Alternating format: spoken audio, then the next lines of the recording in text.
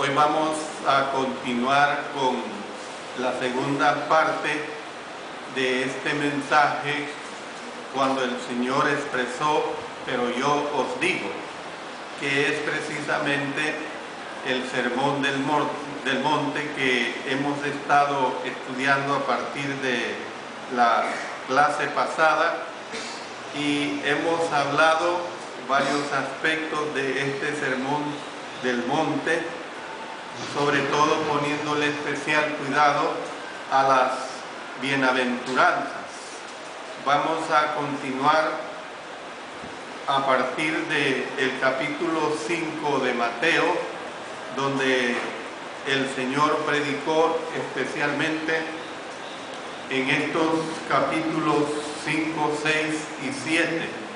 Los capítulos 5, 6 y 7 de Mateo, ya hemos mencionado que también Lucas contempla este sermón, pero en una forma totalmente bastante breve, bastante lacónica.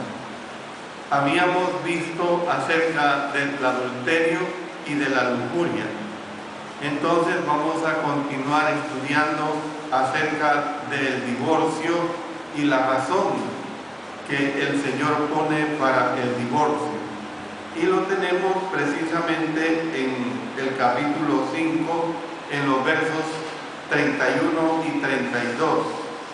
También fue dicho: cualquiera que repudia a su mujer, dele carta de divorcio. Pero yo os digo que el que repudia a su mujer, a no ser por causa de fornicación, hace que ella adultere, y el que se casa con la repudiada comete adulterio. Había más que Jesús deseaba decir sobre el adulterio, y esta vez en relación con el tema del divorcio, él citó Deuteronomio capítulo 24, y vamos a leer en este capítulo 24 los versos 1 hasta el 4. Dice acá: cuando alguno tomare mujer y se casare con ella, note lo que dice: si no le agradare por haber hallado en ella alguna cosa indecente, le escribirá carta de divorcio y se la entregará en su mano y la despedirá de su casa. Y salida de su casa podrá ir y casarse con otro hombre. Pero si la aborreciere este último y le escribiere carta de divorcio y se la entregara en su mano y la despidiere de su casa, o si hubiere muerto el postrer hombre que la tomó por mujer, no podrá su primer marido que la despidió volverla a tomar para que sea su mujer después que fue envilecida, porque es abominación delante de Jehová, y no has de pervertir la tierra que Jehová tu Dios te da por heredad. Aquí en esta cita de Deuteronomio capítulo 24, versos 1 al 4, un mandamiento relacionado con dar carta de divorcio, mandamiento, hermanos, que no ha sido introducido en el Nuevo Testamento. Algunos escribas interpretan Deuteronomio capítulo 24, versos 1 hasta el 4, para justificar el divorcio por cualquier causa. Pero noten lo que dice en Mateo capítulo 19 y el versículo 3. Entonces vinieron a él los fariseos tentándole y diciéndole: ¿es lícito al hombre repudiar a su mujer por cualquier causa? Entonces, algunos escribas interpretaban mal Deuteronomio para justificar el divorcio por cualquier causa. Pero Jesús dijo que la única razón escritural para el divorcio es la infidelidad sexual de parte de uno de los cónyuges. Es la única manera de la razón en cuanto al divorcio se refiere, hablando ya de la ley en Cristo Jesús, la infidelidad sexual de uno de los cónyuges, o sea, el que queda libre es el ofendido o la ofendida. Ese es el único que queda libre. El que cae en la situación del adulterio, evidentemente que el Señor le manda a que se quede completamente solo o sola, a menos que el ofendido o la ofendida esté dispuesto o dispuesta a perdonarle su pecado. Pero después el Señor pasa a hablar de los votos y de la integridad. Noten lo que dice aquí en Mateo, en los versículos 33 al 37. Además habéis oído que fue dicho a los antiguos: no perjurarás, sino cumplirás al Señor tus juramentos. Pero yo os digo, no juréis en ninguna manera, ni por el cielo, porque es el trono de Dios, ni por la tierra, porque es el estrado de sus pies, ni por Jerusalén, porque es la ciudad del gran rey. Ni por tu cabeza jurarás, porque no puedes hacer blanco o negro un solo cabello. Pero sea vuestro hablar sí, sí, no, no, porque lo que es más de esto, de mal procede. Entonces, ¿qué es lo que nosotros vemos aquí en esta situación? El contraste que sigue tenía que ver con hacer votos solemnes.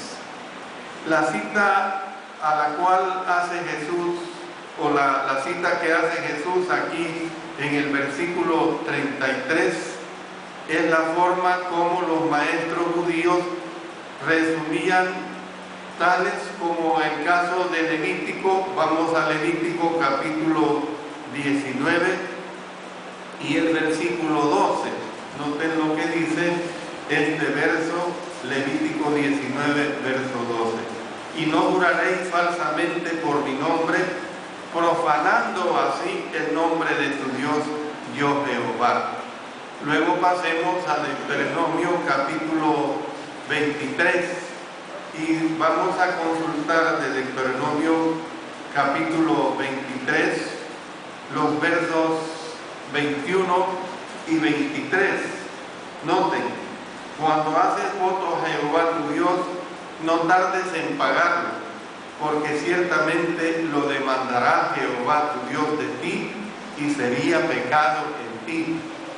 Pero lo que hubiere salido de tus labios, lo guardarás y lo cumplirás, conforme lo prometiste a Jehová tu Dios, pagando la ofrenda voluntaria que prometiste con tu boca. Entonces, ¿qué es lo que vemos? Que los judíos permitían ciertos juramentos y prohibían otros, pero Jesús dijo sencillamente: no juréis en ninguna manera. Si nosotros vamos a Santiago en el capítulo 5 y el versículo 12, noten lo que aquí se expresa en este versículo 12, Santiago 5:12. Dice de la siguiente manera: pero sobre todo, hermanos míos, no juréis ni por el cielo, ni por la tierra, ni por ningún otro juramento, sino que vuestro sí sea sí y vuestro no sea no, para que no caigáis en condenación. ¿Qué es lo que vemos nosotros, hermanos, aquí en esta situación? Que esto no prohibía los juramentos civiles. Por ejemplo, hermanos, cuando Jesús fue juzgado en el Sanedrín, él respondió bajo juramento. Él respondió bajo juramento en el capítulo 26, en los versos 63 y 64. Dice acá: mas Jesús callaba, Entonces el sumo sacerdote le dijo: te conjuro por el Dios viviente que nos digas si eres tú el Cristo, el Hijo de Dios. Jesús le dijo: tú lo has dicho, y además os digo que desde ahora veréis al Hijo del Hombre sentado a la diestra del poder de Dios y viniendo en las nubes del cielo. Cuando está hablando te conjuro, está hablando de que él estaba hablando bajo juramento. Es una situación clara que aquí se ve en esta declaración. Entonces, los discípulos de Cristo deberían de ser tan constantes al decir la verdad que es innecesario recurrir a juramentos para convencer a los demás de aceptar su palabra. Fíjense que ustedes hoy enciendan cualquier canal de televisión, sobre todo los canales que presentan noticias o entrevistas, sobre todo en el mundo artístico, esta clase de personas o los presentadores de televisión, cuando están en grupos, ellos tienen esa fea costumbre de que cuando están afirmando, el uno le dice al otro, a los otros: te lo juro, te lo juro. Es una manera de comprometer, hacer un juramento donde no cabe hacer un juramento. Basta con decir: es cierto lo que te estoy diciendo. Bueno, pero también tenemos que entender, hermanos, que se daban las represalias como también la no resistencia. Miren lo que tenemos también, volviendo a Mateo capítulo 5, en los versos 38 al 42. Les pido que pongamos cuidado en esta lectura. Oísteis que fue dicho. Noten esta frase, la frase clásica de esta lección. Oísteis que fue dicho: ojo por ojo y diente por diente. Pero yo os digo: no resistáis al que es malo. Antes, a cualquiera que te hiera en la mejilla derecha, vuélvele también la otra. Y al que quiera ponerte a pleito y quitarte la túnica, déjale también la capa. Y a cualquiera que te obligue a llevar carga por una milla, ve con él dos. Al que te pida, dale. Y al que te quiera tomar de ti prestado, no se lo rehuses. Bueno, ¿qué es lo que se estaba presentando acá, hermanos, en relación a las represalias y a la no resistencia? Lo que Jesús había dicho hasta ahora debía de haber hecho que algunos de sus oyentes se preguntaran si estaban oyendo correctamente, o es decir, si así era, sus últimos dos contrastes los habrían dejado totalmente anonadados, los habrían dejado totalmente admirados, es decir, los habrían dejado totalmente estupefactos. Bueno, el contraste que sigue tenía que ver con el principio de ojo por ojo o diente por diente. En Mateo 5:38 que hemos leído, se encuentra este principio en el libro de Éxodo, en el capítulo 21 y el versículo 24. Noten lo que aquí se dice en el 21, verso 24. Ojo por ojo, diente por diente, mano por mano, pie por pie. Hermanos, esta enseñanza antiguo testamentaria había sido dirigida primordialmente a los responsables de juicios oficiales. Uno de los propósitos había sido limitar el castigo infligido en ese tiempo. Es decir, ¿quién iba a querer que le sacaran su ojo? Entonces, si no iba a querer que le sacaran su ojo, pues también el propósito que llevaba es tener una buena conducta. Bueno, lamentablemente los judíos se habían apropiado de la enseñanza como una justificación para la venganza privada. Y ahí es donde estaba el error. Apropiarse de esta enseñanza como una justificación para la venganza privada. Por eso en una determinada ocasión el Señor expresó: mía es la venganza. ¿Ven? Entonces, hermanos, lamentablemente este mismo principio, algunas personas todavía tratan de usarlo, este principio antiguo testamentario, como una justificación para la venganza privada hoy en día. Y por supuesto que no entienden, no son personas temerosas de Dios, no son personas que toman la enseñanza que el Señor determina al respecto.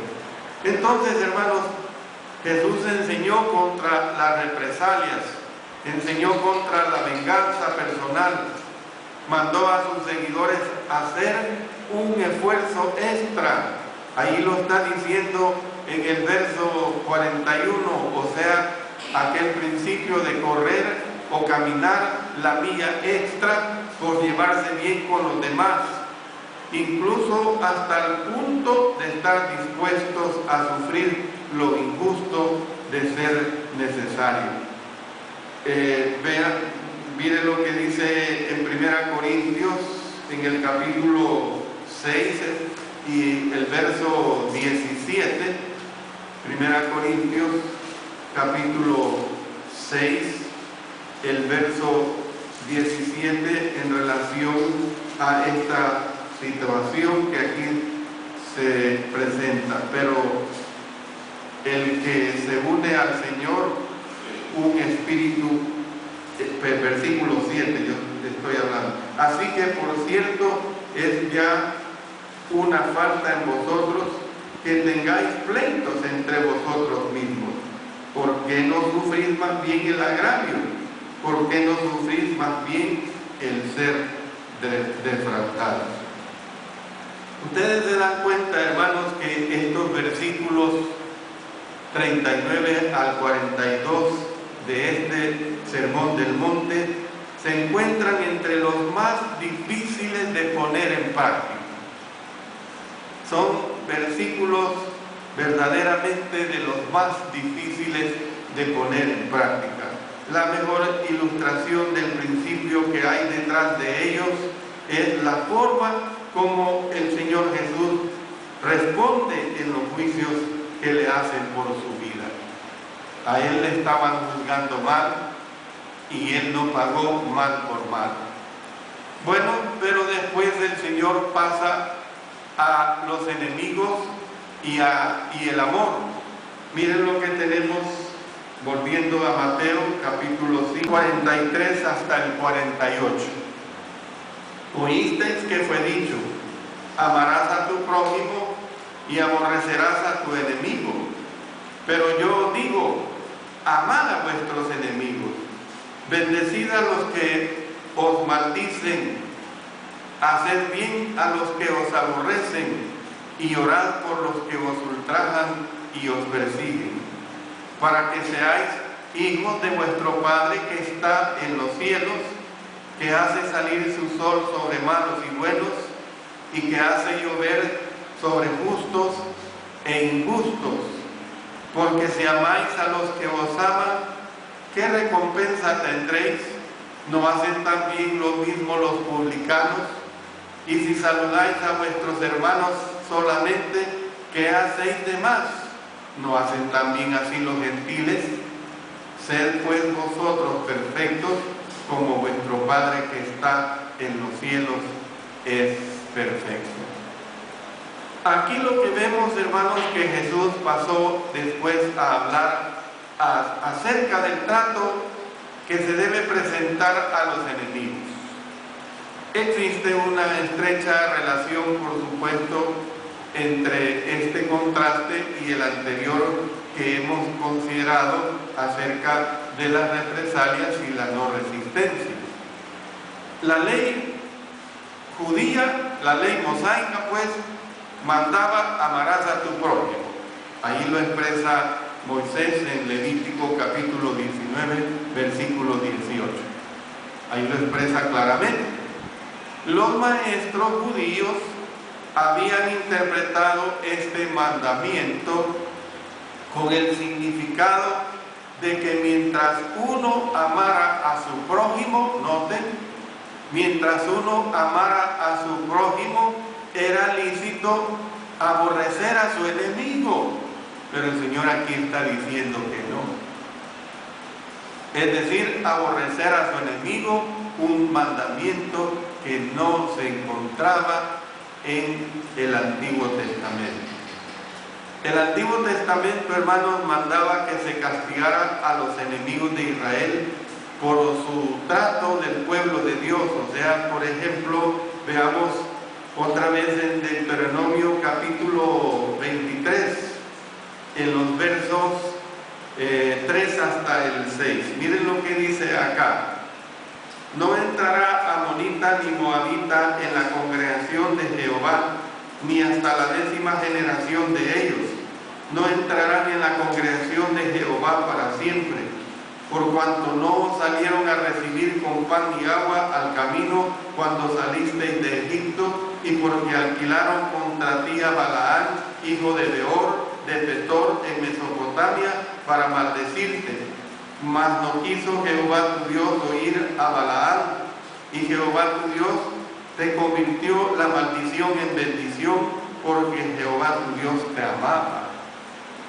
No procurarás la paz de ellos, ni su bien en todos los días para siempre. Bueno, ¿qué es lo que aquí se está presentando?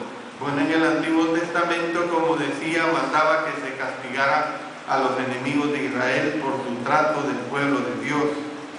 Pero no enseñaba que los judíos habían de aborrecer a sus enemigos. Una cosa era castigar al enemigo porque estaba maltratando al pueblo judío. Otra cosa era aborrecer al enemigo. Ustedes se dan cuenta que en los tratados de guerra internacionales, Primera y Segunda Guerra Mundial, había un tratado internacional de las naciones en conflicto que cuando agarraban a un prisionero o a muchos prisioneros, ese prisionero no tenía que ser maltratado ni mucho menos ejecutado. Había que respetar a ese prisionero.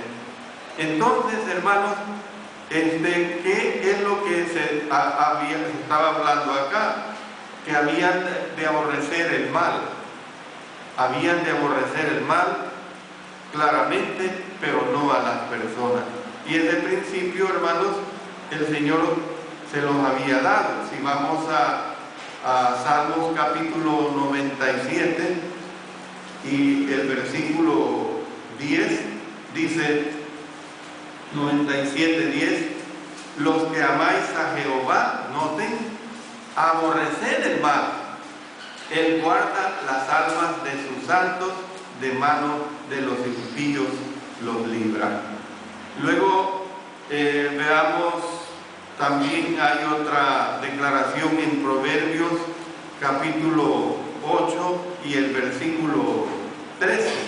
Proverbios capítulo 8, el versículo 13. Dice, el temor de Jehová es aborrecer el mal. Miren qué claro. El temor de Jehová es aborrecer el mal. La soberbia y la arrogancia, el mal camino y la boca perversa aborrece. Entonces, nosotros podemos ver claramente pues esta situación que se presentaba acá de los enemigos y el amor. Ustedes pueden ir notando, hermanos, que poco a poco se va desglosando cada una de estas situaciones. Por eso es que el Sermón del Monte es realmente una cátedra. El Sermón del Monte fue algo verdaderamente trascendental, porque en pocas palabras les dijo la esencia de muchas cosas que ellos no tenían que hacer. la esencia de lo que a partir del contenido de este sermón que les estaba dando o de esta enseñanza que les estaba dando, ellos tenían que comportarse. Pero luego, miren lo que sigue diciendo el Señor. Más cuando tú, y esto está comprendido desde los versos 1 hasta el 18, ahora pasamos al capítulo 6.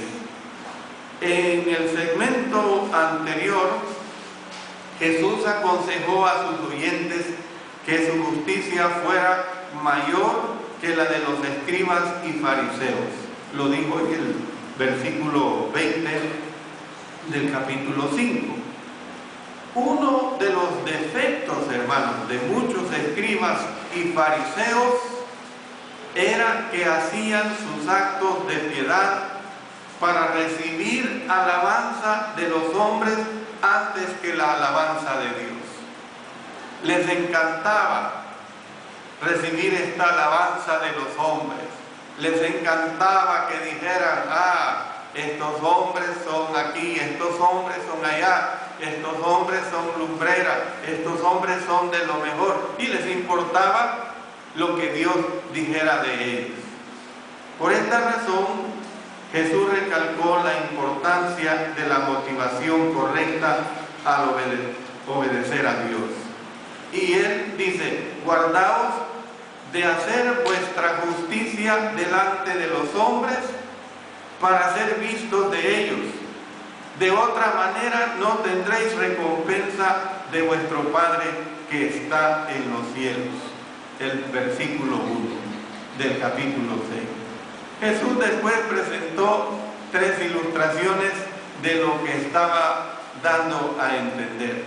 Y vamos a ver, hermanos, estas 3 ilustraciones. Estas 3 ilustraciones corresponden al dar limosna, al orar y al ayunar.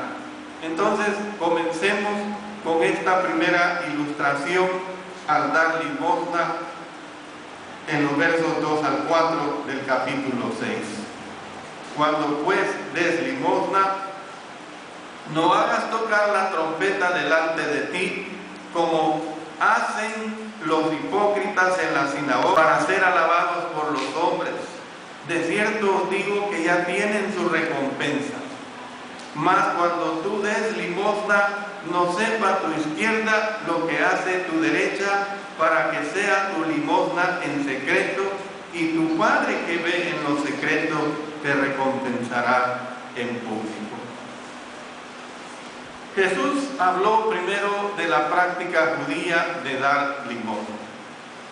La palabra griega que se traduce por limosna significa básicamente acto de misericordia. Eso es lo que significa dar limosna, o la palabra limosna, un acto de misericordia. Y la palabra española limosna se refiere a la ayuda caritativa que se da a los pobres. Eso se especifica precisamente la palabra limosna en el idioma español, la ayuda caritativa que se da a los pobres. Por eso es que el concepto de limosna no se puede aplicar a la ofrenda, porque nuestra ofrenda que damos cada primer día de la semana no es una limosna. El Antiguo Testamento enseñaba que dar a los pobres era un deber sagrado. Vayamos otra vez y auxiliémonos con Deuteronomio capítulo 15 y el versículo 11. Porque no faltarán menesterosos en medio de la tierra. Por eso yo te mando, diciendo, abrirás tu mano a tu hermano, al pobre y al menesteroso en tu tierra. Entonces, ¿qué es lo que vemos? Que a pesar de ello, algunos judíos estaban sacando provecho al dar. Ya lo hemos leído ahí en Mateo. Dice, cuando pues des limosna, no hagas tocar trompeta delante de ti. ¿Por qué creen que lo toma en cuenta el Señor? Porque lo estaban haciendo. estaban tocando trompetas de lo que estaban dando, como hacen los hipócritas en las sinagogas, y ahí lo termina de confirmar, y en las calles, para ser lavados por los hombres. De cierto digo que ya tienen su recompensa. O sea, no era algo imaginario, hermanos, era algo totalmente real. Entonces Jesús instó a sus seguidores a compartir calladamente, no llamando la atención a lo que daban. Pero hay que hacer una aclaración. Hay quienes confunden y han tomado la enseñanza de Jesús acerca de tu izquierda y de tu derecha, además de la palabra secreto que se usa en los versos 3 y 4, para dar a entender que los cristianos deben cerciorarse de que nadie sepa cuánto dan. Esta forma, hermanos, de ver el pasaje parece contradecir la enseñanza anterior de Jesús en el sentido de que nuestra luz alumbre delante de los hombres para que puedan ver nuestras buenas obras. Hermanos, es decir que el mandamiento no prohíbe la publicidad, sino el espíritu que desea publicidad. ¿Ven? Ese espíritu que desea que se publique lo que alguien está dando. Eso es lo que realmente el Señor está mandando tener cuidado. Pero si un hermano o una hermana en la iglesia es dadivoso, es bondadoso, bondadosa, ¿verdad? No en el sentido de ponerlo en un pedestal para que él se sienta en una situación jactanciosa, o que por esa situación de dar a conocer lo que da se le va a tener en una condición hasta de una autoridad indebida. Eso no es lo que el Señor está diciendo, sino aprender a reconocer a aquel que ha aprendido a dar de lo que el Señor le ha bendecido. Bueno, la segunda ilustración, como decía, era el orar, y la tenemos precisamente aquí en los versos 7 hasta el 15. Miren lo que dice acá: mas tú, cuando ores, verso 6, entra en tu aposento y cerrada la puerta, ora a tu Padre que está en secreto, y tu Padre que ve en lo secreto te recompensará en público. Y orando no uséis vanas repeticiones como los gentiles que piensan que por su palabrería serán oídos. No os hagáis pues semejantes a ellos, porque vuestro Padre sabe de qué cosas tenéis necesidad antes que vosotros le pidáis. Vosotros pues oraréis así: Padre nuestro que estás en los cielos, santificado sea tu nombre, venga tu reino, hágase tu voluntad como en el cielo, así también en la tierra. El pan nuestro de cada día, dánoslo hoy, y perdónanos nuestras deudas, como también nosotros perdonamos a nuestros deudores, y no nos metas en tentación, mas líbranos del mal. Y la gloria, mas líbranos del mal, porque tuyo es el reino, y el poder, y la gloria, por todos los siglos. Amén. Porque si perdonáis a los hombres sus ofensas, os perdonará también a vosotros vuestro Padre Celestial.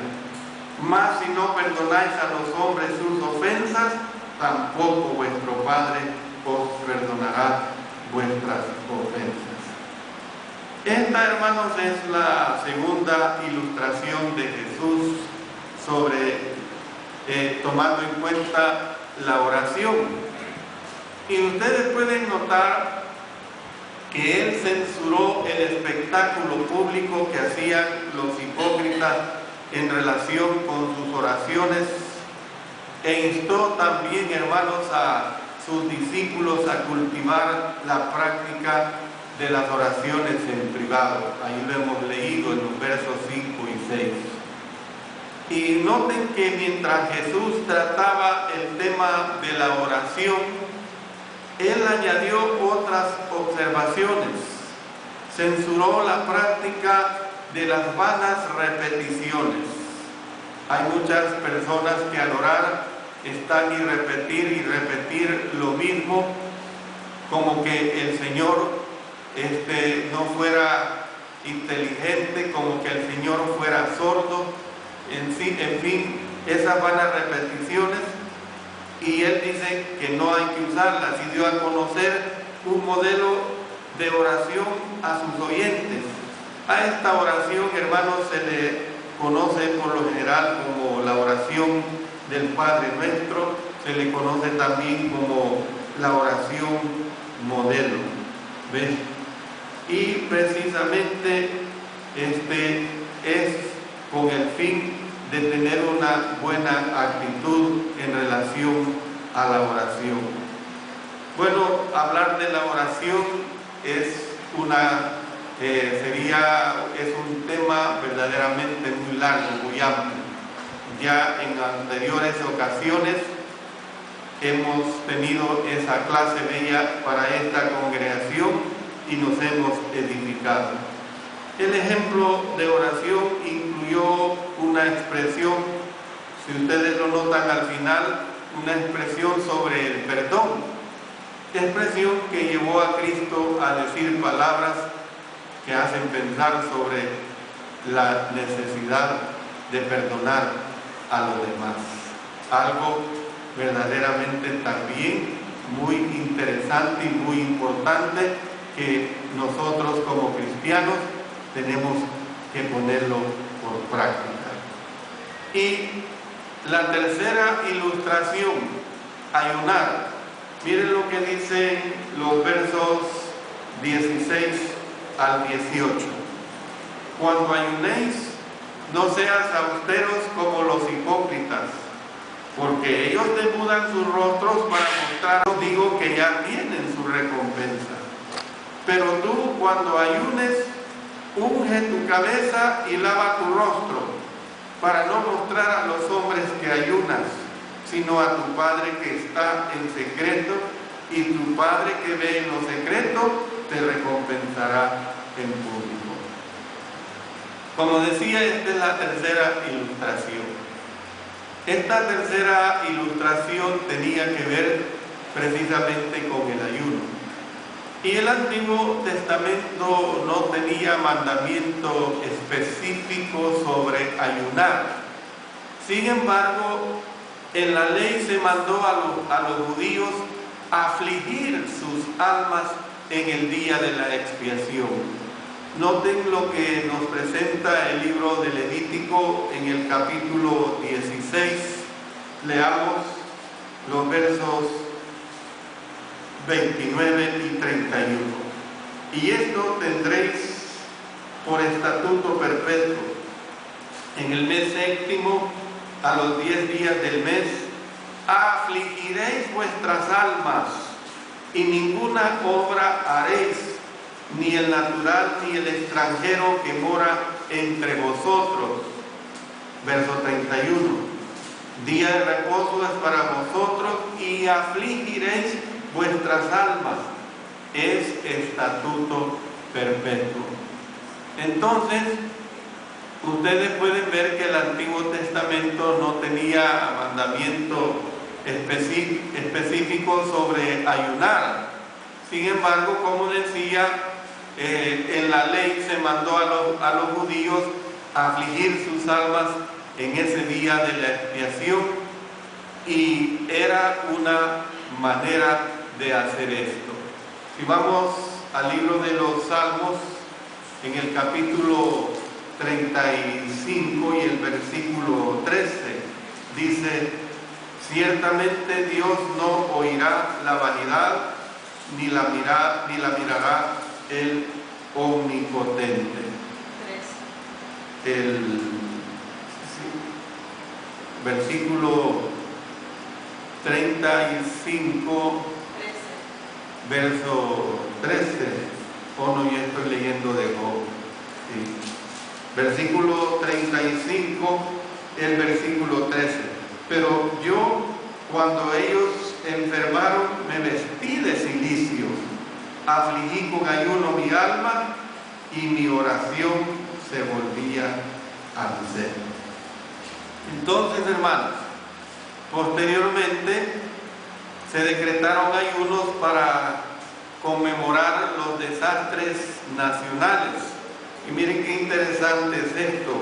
Si vamos a Zacarías, en el capítulo 8, verso 19, Zacarías, capítulo 8 y el versículo 19, vemos esta situación. Así ha dicho Jehová de los ejércitos: el ayuno del cuarto mes, el ayuno del quinto, el ayuno del séptimo y el ayuno del décimo se convertirán para la casa de Judá en gozo y alegría y en festivas solemnidades. Amad pues la verdad y la paz. O sea, ustedes pueden ver que posteriormente se decretaron ayunos para conmemorar desastres nacionales, para manifestar alegrías como aquí se presenta. Y hermanos, para el tiempo de Jesús se nos habla de que los fariseos ayunaban 2 veces por semana. Miren lo que dice en Lucas capítulo 18 y el versículo 12. Lucas capítulo 18 y el versículo 12. Ayuno 2 veces a la semana, ahí lo dice. Doy diezmos de todo lo que gano. Ayuno 2 veces a la semana. Era una práctica que ellos tenían, por supuesto, el que la quería hacer. Entonces, durante ese tiempo, ellos buscaban la manera de que todos supieran que se habían afligido a sí mismos. Y esto fue, hermanos, lo que en efecto dijo Jesús a sus oyentes. Miren lo que tenemos específicamente ahí en los versos 16 al 18, que es lo que tenemos que entender. Cuando ayunéis, no seáis austeros como los hipócritas, porque ellos demudan sus rostros, los palidecen pues, para mostrar a los hombres que ayunan. De cierto os digo que ya tienen su recompensa. Eso no tiene valor, les está diciendo. Pero tú, cuando ayunes, unge tu cabeza y lava tu rostro. Lo que está diciendo es, si tú quieres ayunar, hazlo, pero quédate totalmente callado. No tienes que andar expresando, porque lo que buscas es que se conmiseren de ti. Lo que buscas es que te alaben.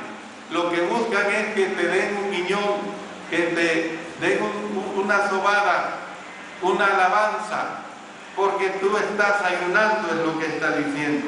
Pero tú, cuando ayunes, unge tu cabeza y lava tu rostro, para no mostrar a los hombres que ayunas, sino a tu Padre que está en secreto.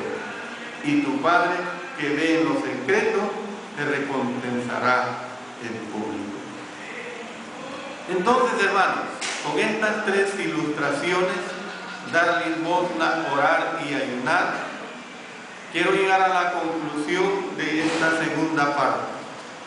El Sermón del Monte sigue siendo un desafío hoy en día. Sin embargo, los que estamos familiarizados con las enseñanzas de este sermón, no podemos entender el impacto que las palabras habrían tenido sobre los que primero las oyeron, sobre aquellos discípulos que el Señor apartó y que los estaba formando. En todos los sentidos de los términos, podemos decir, hermanos, que el sermón del monte fue un sermón revolucionario.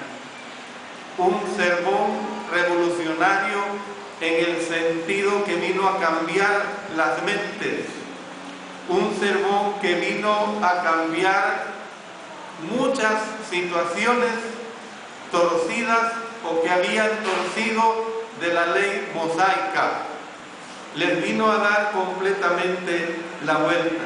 La mayor parte de él, hermanos, si no todo era contrario a la enseñanza que los oyentes de Jesús habían oído toda su vida.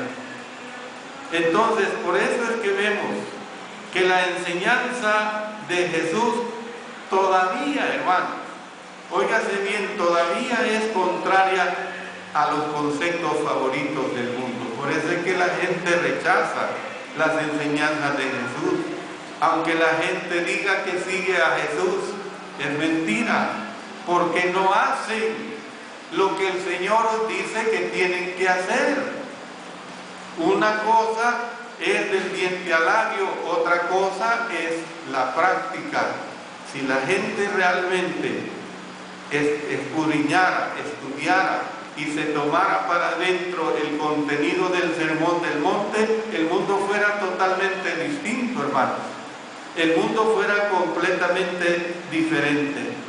Por eso, en la lección que vamos a seguir estudiando, concluiremos esta breve reseña de este sermón.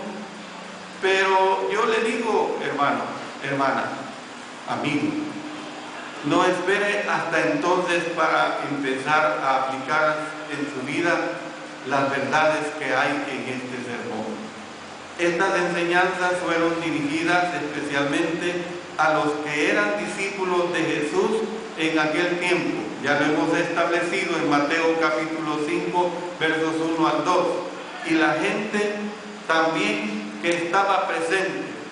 Pero estas enseñanzas, hermanos, fueron preservadas para cada uno de nosotros. Estas enseñanzas siguen siendo actuales.